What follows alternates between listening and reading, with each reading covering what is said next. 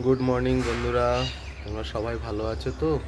বন্ধুরা, আমার বাড়ির গাছে একটা সুন্দর দেখো গোলাপ ফুল ফুটেছে। ব্যালকনিতে একটা জবা ফুলও ফুটেছে। তোমাদের কেমন লাগলো ফুলটা জানিও কমেন্ট করে। বন্ধুরা, ঈশানী এখন দোলনাতে খেলা করছে, আর এদিকে ঈশানীর মা রান্নার জন্য প্রস্তুতি নিচ্ছে, সবজি কাটছে। আমার অফিস আছে, আজ কাকিমা আসবে না, তাই রান্নার সব সরঞ্জাম রেডি করছে।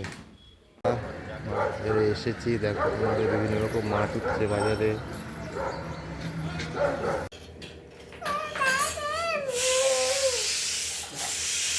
বন্ধুরা, এখানে দেখো দাদা বলতে শিখেছে নতুন।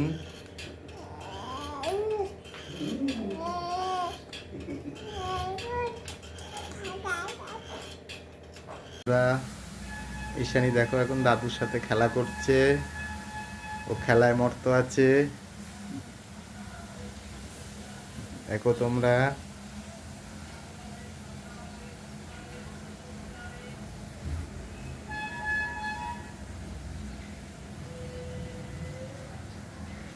বন্ধুরা কাকিমা আসেনি, তাই ঈশানীর মা এখন রান্নাঘরে রান্না করছে। দেখো সকালে টিফিন হয়েছে রুটি, আলু গাজর বিনস দিয়ে তরকারি, আর দুপুরের জন্য শিম পোস্ত, আলু আর উচ্ছে ভাজা। আর এইদিকে এখনো রান্না হচ্ছে আমুদি মাছ। আমুদি মাছ ভাজা হয়ে গেছে।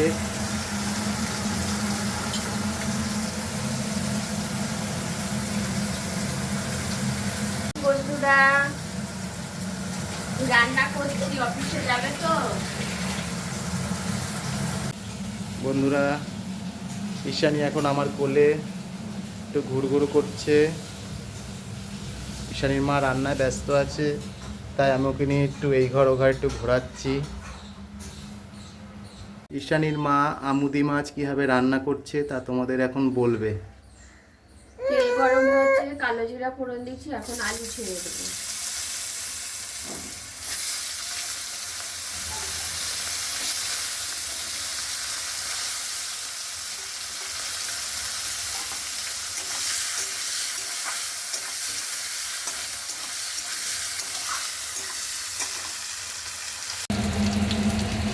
আলু ভাজা হয়ে গেছিল, তো পেঁয়াজ রসুন দিয়ে দিলাম। পেঁয়াজ রসুনটা ভেজে মশলাটা দেব, মশলা দিয়ে কষাবো।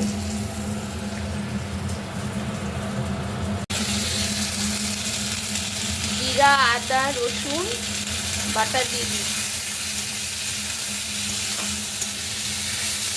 মশলাটা দিয়ে এটা আবার কষাবো আমি।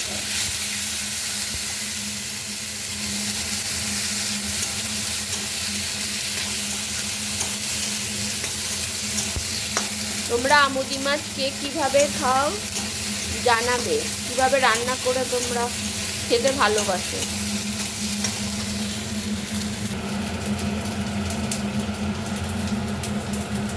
আমরা অফিস যাওয়ার জন্য রেডি হয়ে গেছি। এদিকে ঈশানীর মা আমার লাঞ্চের সব কিছু রেডি করে দিয়েছে, আমাদেরকে দেখাবো সেটা। লাঞ্চে দিয়েছে শিম পোস্ত, উচ্ছে আলু ভাজা আর আমুদি মাছ।